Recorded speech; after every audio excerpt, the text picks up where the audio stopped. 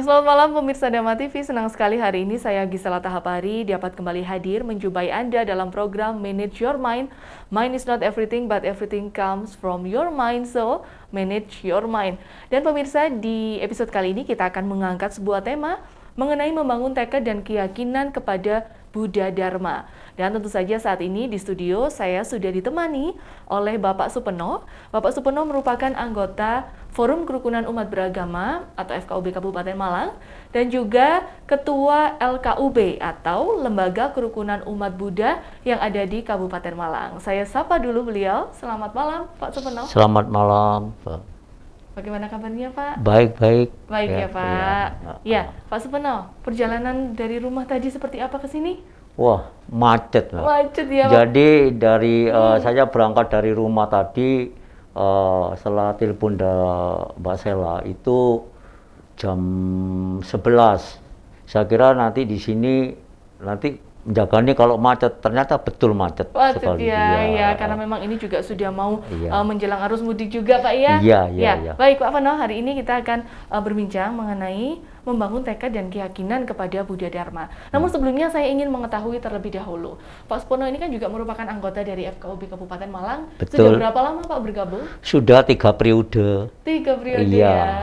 Sudah 3 periode mulai tahun 2014 atau berapa itu. Pokoknya sudah 3 periode ini. Sudah 3 periode. Tentunya sudah banyak pengalaman juga ya Pak. Bagaimana menjaga dan membina kerukunan juga, terutama khususnya kerukunan antar umat beragama yang ada di Kabupaten Malang. Betul, betul. Iya, dan juga Pak Supeno ini juga pemirsa merupakan Ketua Lembaga Kerukunan Umat Buddha Kabupaten Malang. Ini sepertinya baru berdiri ya Pak? Betul. Ya, baru berdiri. Iya. Gini sejarahnya, berdirinya LKUB Kabupaten Malang ini melihat bahwa umat Buddha di Kabupaten Malang ini ada beberapa macam majelis. Ya. Sehingga saya berpikir bagaimanakah semua majelis ini bisa bersatu, tidak saling olok-mengolokkan satu antara lain, mengatakan dia yang paling benar, yang paling baik. Bagaimana caranya supaya hidup itu rukun sesuai dengan ajaran Sang Buddha Gautama. Itu harapan saya. Nah, karena kalau saya lihat di Kabupaten Malang ini ada majelis Mada Tantri, ada majelis Kasugatan yang di bawah Tantrayana, dan juga majelis yang Tantra yang dari Tibet dari di Yayasan Dono Mulyo di sana. Ya, majelis Theravada, majelis Buddha Jawa, majelis Mahayana, majelis Buddha Jawa, majelis yang di banyak di situ. Ada 7 majelis. Sehingga saya berpikir bagaimanakah supaya umat Buddha Kabupaten Malang ini kompak, rukun, tidak saling saya yang paling benar, saya yang paling benar. Ya bolehlah saya yang paling benar di situ untuk diri pribadi, tapi kita harus tetap bersinergi supaya kita rukun, kelihatannya baik. Karena apa? Prinsip saya kalau orang beribadah, sembahyang, meditasi, kalau suasananya itu aman, tenang, itu segera tercapai kesananya. Itulah yang saya harapkan. Itulah, Mbak. Jadi pengalaman saya selama menjadi pengurus umat Buddha Kabupaten Malang ini, saya kumpulkan apa masalahnya di Kabupaten Malang ini. Karena orang-orang kami di daerah ini banyak orang yang awam. Buddhanya Buddha tradisi. Ada juga ya Pak seperti itu ya? Iya, buat tradisi. Nah, disitulah bagaimana saya bisa bersinergi supaya umat kami bisa menerima orang-orang dari Theravada, dari Buddhayana, dari mana memberikan suatu bimbingan tentang kebudayaan di situ, biar berpengalaman. Itulah tukar pikiran, gitu Mbak. Itulah yang kami harapkan. Tujuannya untuk tetap bisa menjaga kerukunan di tengah perbedaan, begitu Pak ya? Di sisi lain itu juga pemerintah belum tahu tentang Buddha itu apa. Taunya Buddha, bahwa Buddha itu di situ bermacam-macam majelis dan sembahyangnya pun berbeda-beda. Nah, baru itulah dia mengerti, oh kalau itu begitu ya perlu kalau ada oleh karena itu perlu adanya LKUB. Wah, ini boleh nih nanti kapan-kapan Dharma TV main-main ke sana ini Pak ya, untuk mengetahui secara langsung. Oke, baik. Tentunya di tengah perbedaan itu caranya adalah dengan membangun tekad dan keyakinan kepada Buddha Dharma seperti yang sesuai dengan tema kita hari ini ya, Pak Supono. Oke, Pak Supono. Mungkin Pak Supono tadi sudah sedikit menyampaikan tentang Sang Buddha sebenarnya. Nah, mungkin bisa dilanjutkan Pak, untuk Buddha sendiri itu siapa sih Pak sebenarnya Sang Buddha itu? Sang Buddha adalah Buddha Gautama adalah pendiri agama Buddha yang ada di dia sana. Nah, Sang Buddha adalah, dia itu anak sebuah raja. Dia ini pada waktu itu di dalam kerajaan orang yang kaya, orang yang paling kaya, tidak ada seperti yang muda. Ingin berinteraksi dengan masyarakat di luar, ada apa di sana ini. Tetapi Sang Buddha itu di kerajaan dia itu terkekang, tidak boleh. Akhirnya dia keluar dari kerajaan itu, singkatnya begitu, melihat masyarakat sekitarnya sana. Nah, di sana, di masyarakat, di mana itu, di daerah-daerah itu, Sang Buddha melihat di situ, loh, kalau begitu orang itu di dunia ini banyak penderita di daerah. Saya baru tahu sekarang ini, langsung berjalan terus, betul mengikuti kakinya sampai kemana saya ini. Melihat masyarakat di luar kerajaan itu. Nah, disitulah pengalaman Soda. Akhirnya dia sampai menemukan penerangan sempurna. Ya, dia berlatih melakukan penerangan sempurna sehingga, begini jalannya orang supaya sempurna sebenarnya. Akhirnya diberikan kepada orang-orang yang masyarakat yang terendah, dikasih bimbingan, dikasih dharma di situ, terus khotbah terus dia. Nah, ini akhirnya dia sampai mencapai kebudayaan itu.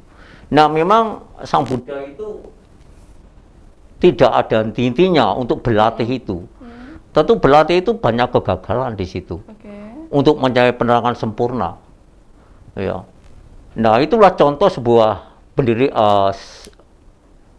Buddha Gautama. Ya. Punya tekad yang keras, punya pendirian. Apakah arti hidup ini? Kalau saya hidup di dalam kerajaan, ya, seperti ini, saya mewah enak-enak, bagaimana rakyat di bawah? Nah, ini. Akhirnya dia ini terus melakukan perjalanan singkat ceritanya, dia ingin mencapai kebudayaan. Dia berguru di mana-mana, berguru. Kata orang gini dipelajari sungguh-sungguh, gagal lagi. Kata orang ini dipelajari sungguh-sungguh, gagal lagi. Ya. Nah, sehingga dia itu, orang Jawa mengatakan sudah banyak makam garam. Kalau sudah banyak makam garam, akhirnya berpengalaman, akhirnya pengalaman itu menumbuhkan ilmu yang bermanfaat, yang sempurna. Menumbuhkan ilmu atau ajaran-ajaran yang bermanfaat tentunya bagi manusia ya Pak ya. Mungkin apa sih sebenarnya inti ajaran yang disampaikan atau yang diberikan oleh Sang Buddha ini? Nah, inti ajaran Sang Buddha atau Buddha Dharma, ya, di situ menjelaskan bahwa kita hidup ini untuk menderita. Ya.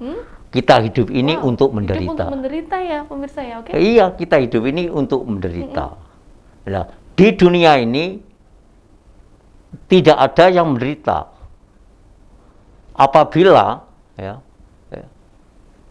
di dunia ini tidak ada derita atau tidak ada penderitaan, Sang Buddha tidak mungkin lahir di dunia ini. Nah, makanya dia lahir ini karena di dunia ini ada penderitaan. Semua penderitaan, ya, semua keadaan yang dijalankan oleh manusia itu adalah wujud dari penderitaan itu sendiri. Lah, penderitaan itu, ya, penderitaan itu disebabkan karena nafsu. Nah, ini semua manusia mempunyai hal semacam itu, sehingga, ya, Sang Buddha ini bagaimana manusia itu untuk mencegah nafsu itu. Nah, karena nafsu itu akan membawa kita ini menderita. Nah, contoh, Mbak, ya.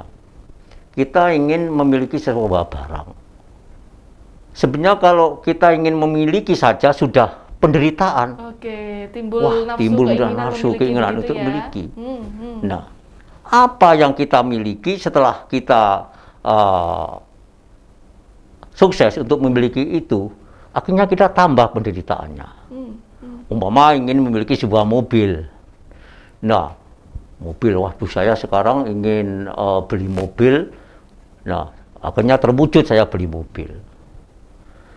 Bahkan cita-cita, pikirannya, kalau saya beli mobil pasti pikirannya itu senang, ya, bahagia katanya.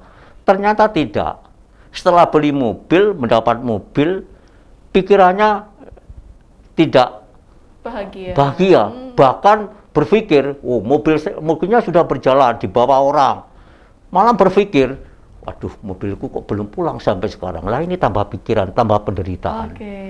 Nah, jadi sebuah manusia itu harus berpikir bahwa kita tambah harta benda, tambah apa saja di situ, pasti penderitaan bertambah. Apa yang kita cintai, ya, yang kita senangi apabila hilang, kita akan menderita. Nah, manusia semacam itu tidak pernah sadar bahwa penderitaan itu ya asal-asalnya dari situ, dari nafsu tersebut.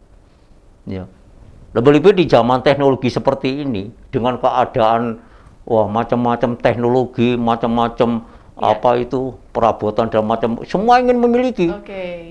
Semua ingin memiliki, Pak, ya. Berarti kita tentu harus juga namanya berhati-hati dengan yang namanya nafsu, keinginan kita, karena itu bisa menimbulkan penderitaan. Baik, kita lanjutkan lagi di segmen berikutnya ya, Pak Supono. Baik pemirsa, jangan kemana-mana, karena setelah jeda berikut kita masih akan kembali tetap di Manage Your Mind.